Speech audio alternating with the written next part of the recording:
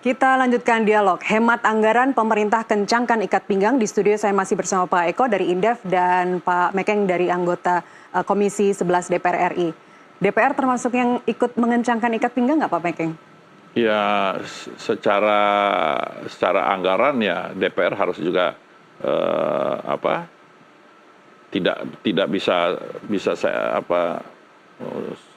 mau jalanin semua program yang ada, harus ikutin anggaran di pemerintah yang siapkan. Tapi dengan komisinya tambah, badan tambah, ya, itu apakah kan konsekuensi. Kalau udah komisi tambah itu kan karena pemerintah nambah departemen, itu konsekuensi. Oke. Saya ke Pak Eko. Pak Eko, seperti apa sebenarnya korelasinya atau apakah memang ada korelasi secara langsung penghematan anggaran di kementerian lembaga dengan pertumbuhan ekonomi yang ditargetkan?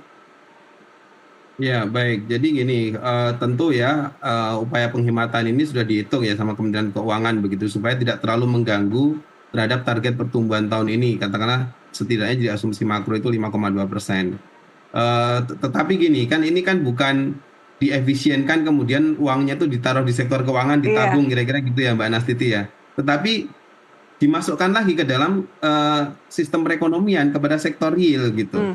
Nah, ada yang wujudnya nanti makan bergizi gratis, ya. Ada yang mungkin wujudnya apa yang lainnya ya. Kita belum jelas ya mana yang akan ditambahkan begitu. Nah, tetapi poinnya adalah dari kegiatan yang misalkan hanya katakanlah mungkin kegiatan-kegiatan seremonial dan ya sebetulnya hal-hal ya perjalanan dinas dan seterusnya, kemudian masuk kepada sektor yang lain kira-kira begitu ya. Bisa saja sektornya sama, katakanlah MBG juga butuh transportasi misalkan gitu ya, tapi bentuknya kan bukan perjalanan dinas si ASN-nya gitu ya, tapi lebih kepada bagaimana mendistribusikan makanan begitu. Nah, sebetulnya kalau secara in total di dalam perekonomian asal ini efektif gitu ya, jadi tidak ada kemudian dikorupsi dan seterusnya, menurut saya kok tidak akan terlalu berisiko terhadap pertumbuhan ekonomi begitu. Toh pada faktanya sebesar-besarnya semua anggaran APBN itu ya, government spending itu porsi dalam perekonomian cuma paling 10% gitu.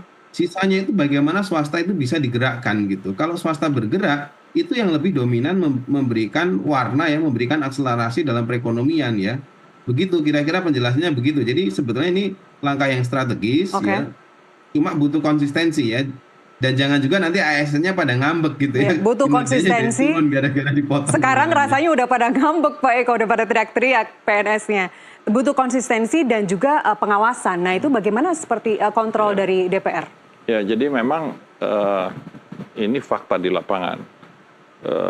Gaji PNS ini sebetulnya sangat kecil. Tidak cukup untuk hidup 1 bulan. Ini realitas ya. Jadi yang saya dengar banyak sudah menjaminkan mereka punya SK itu di bank, akhirnya tiap bulan hanya terima tinggal 20-30%. Akhirnya mereka harus mencari kegiatan-kegiatan lain yang bersumber dari kegiatan pemerintahan untuk menambah ini. Nah sekarang dilakukan efisiensi. Perjalanan dinas tidak ada, semua tidak ada. Yang pertama harus dilakukan oleh pemerintah, naikin gaji mereka.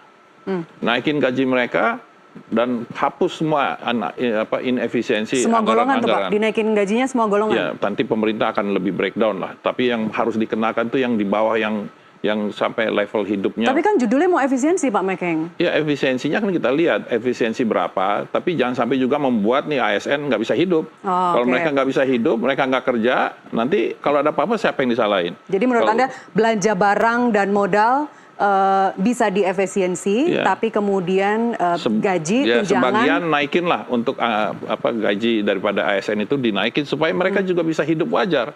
Kalau mereka untuk menopang kehidupan pribadinya aja, keluarganya aja nggak bisa, mereka pasti akan cari jalan untuk mencari kerjaan lain, menyambi, misalnya ngojek kayak atau jualan kayak, akhirnya fokus mereka tidak lagi pelayanan di pemerintahan. Atau parahnya ke judi online. Jadi ya bisa ke judi online atau nanti pinjam di pinjol, main di itu, ini akan lebih buruk. Jadi harus dilakukan efisiensi, misalnya dapat 1.000, ya 300 naikin untuk gaji-gaji pegawai yang nanti dilihat lah. Kalau yang udah tinggi-tinggi mungkin nggak terlalu terdampak, yang terdampak nih yang di bawah. Jadi secara jangka panjangnya ini akan jauh lebih baik karena udah di tap anggaran-anggaran yang nggak perlu tuh nggak boleh dimasukkan lagi di nota keuangan. Oke. Kita susahnya kalau di Amerika itu ada yang namanya Congress Budget Office, di mana lembaga ini adalah lembaga independen di luar pemerintahan, di luar DPR, yang akan membuat indeks-indeks daripada pembangunan. Jadi nggak bisa pemerintah masukin angka sekian, DPR masukin angka sekian, terus diputus di dalam APBN, nggak bisa. Nah, kita harusnya punya satu lembaga itu. Oke, indeks pembangunan manusianya ditingkatkan. Saya ke Pak Eko, mungkinkah itu dilakukan? Artinya ada semacam subsidi silang dari penghematan anggaran kementerian lembaga, kemudian disalurkan kepada kenaikan gaji untuk PSN misalnya?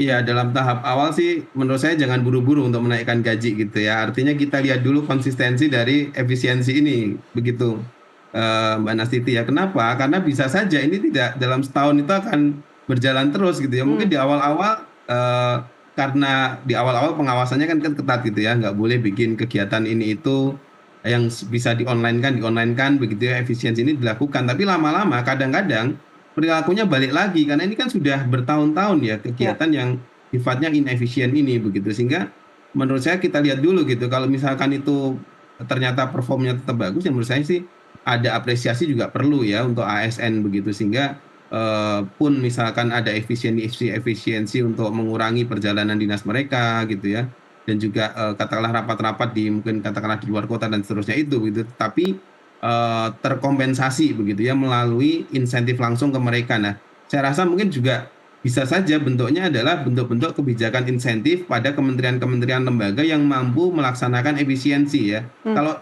yang teori lama itu kan kalau nggak bisa menyerap, tahun depan anggarannya dikurangi gitu kan. Nah, mungkin teori yang baru adalah kalau bisa efisien maka dia dapat insentif begitu. Itu juga mungkin bisa membuat katakanlah anggaran kita akan mungkin jauh lebih efektif begitu dan efisien ya.